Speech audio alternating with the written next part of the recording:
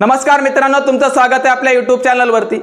तुम्ही सध्या पाहत असाल की महाराष्ट्रामध्ये कशा प्रकारे पावसाने शेतकऱ्यांचं नुकसान केलंय आणि शेतकऱ्यांचं नुकसान पाहून प्रत्येक सत्ताधारी व्यक्ती असो की विरोधक असो प्रत्येक जिल्ह्यामध्ये दौरा करत आहेत। कारण त्यांना माहिती आहे जे सध्या शेतकरी नुकसानग्रस्त आहेत त्यांना जर आपण भेट नाही दिली तर येणाऱ्या विधानसभेमध्ये 100% पराभव स्वीकारावा लागेल। आणि त्यातच पाहायला गेलं शेतकरी सुद्धा ओळखून आहे की येत्या 5 वर्षामध्ये तुम्ही काय केलं काय नाही याचा लेखाजोखा सुद्धा त्यांच्याकडे आहे। दुसरी गोष्ट पाहिला असेल, मनोज जरांगे पाटलांनी या अगोदर सांगितलं आहे की जर तुम्ही शेतकऱ्यांच्या बाजूने निर्णय घेणार नसताल तर 100% तुम्हाला त्याचा पराभव स्वीकारावा लागेल। आणि त्याच्या विरोधात मनोज जरांगे पाटील या ठिकाणी उपोषण आणि आंदोलन करणार अशा प्रकारचा राज्य सरकारला इशारा दिला होता।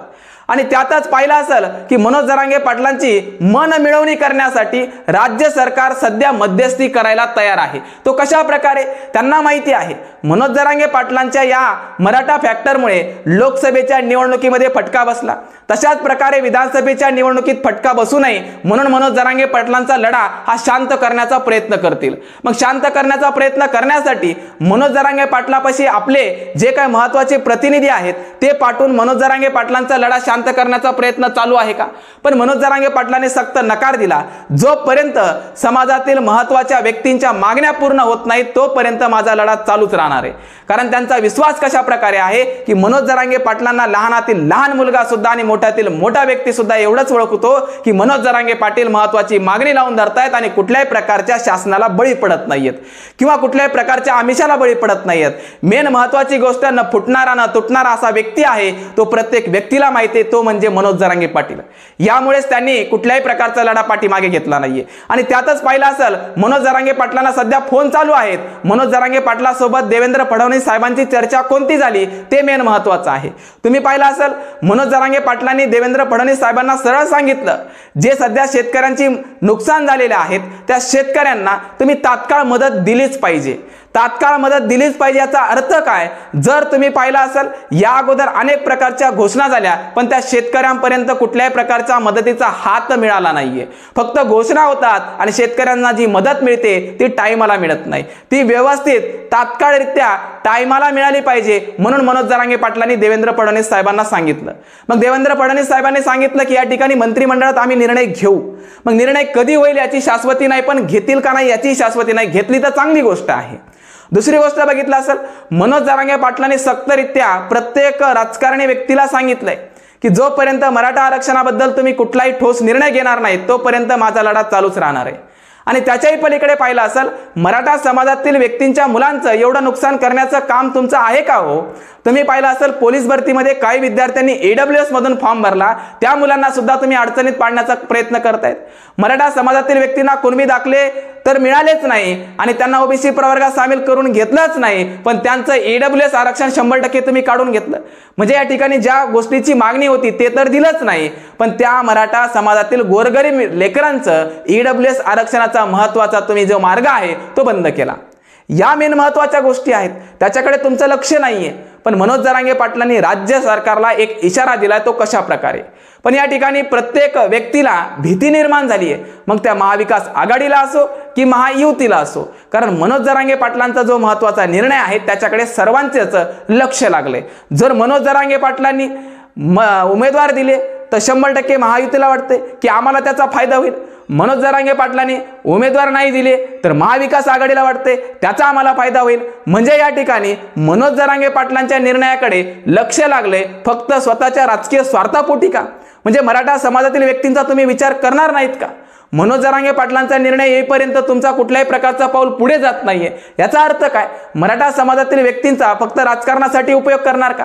म्हणजे या ठिकाणी मनोज जरांगे पाटलांनी उमेदवार दिले तर महायुतीला फायदा, मनोज जरांगे पाटलांनी उमेदवार नाही दिले तर महाविकास आघाडीला फायदा। मग अशा प्रकारची चर्चा करून या ठिकाणी विधानसभेच्या राजकीय पोळी भाजण्याचा कार्यक्रम प्रत्येक राजकीय पक्ष करतोय का? लोकांनी ओळखायला पाहिजे की मनोज जरांगे पाटलांना दुविधा मनस्थितीमध्ये टाकण्याचे कार्यक्रम हे राजकारणी व्यक्ती करणारच।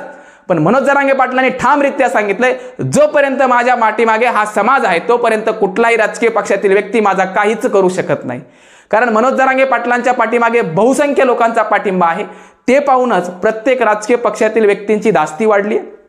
प्रत्येक राजकीय पक्षामध्ये भीतीचं वातावरण आहे जेणेकरून विधानसभेची राजकीय पोळी आपली भाजणार का नाही।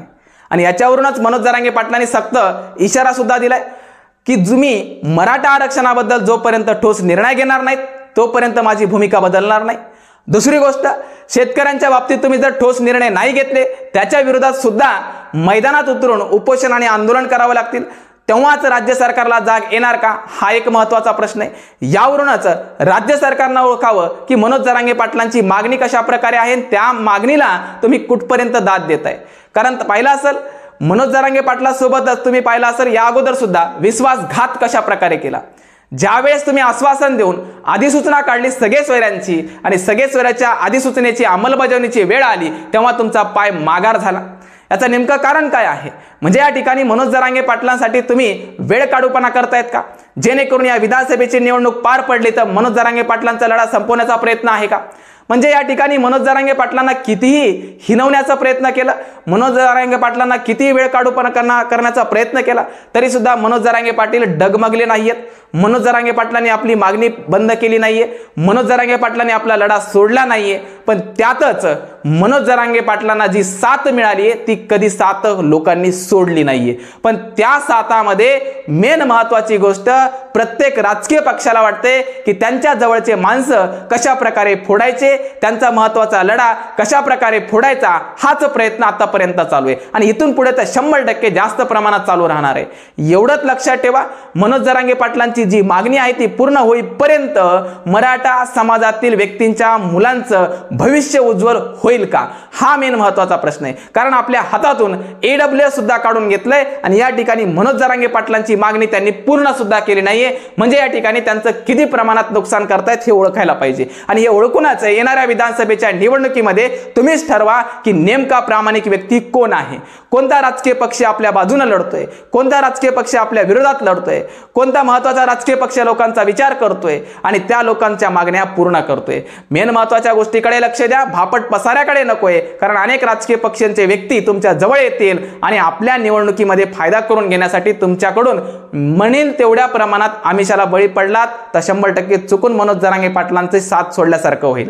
म्हणून एवढं लक्षात ठेवा की मनोज जरांगे पाटलांसोबत जे सध्या लोक आहेत त्यांना कोणीही जरी फितून देण्याचा प्रयत्न केला तर ते फितवणारे नाहीयेत आणि किती आमिष दिलं तरी ते फुटणारे नाहीयेत. किती धावपळ करा, मनोज जरांगे पाटील सत्याच्या मार्गाने चालत आहेत, त्यांच्यावर टीका टिप्पणी होणार कारण तुम्हाला ते देखवत नाहीये. एवढ्याच गोष्टी सांगण्यासाठी तुमच्या समोर आलो. कारण सध्या पाहिलं असेल लोकांना भुरळ पाडण्यासाठी या ठिकाणी सत्ताधारी असो की विरोधक असो त्यांची धावपळ कशी आहे ते प्रत्येक लोकांच्या लक्षात येते. ठीक आहे, तर थांबतो.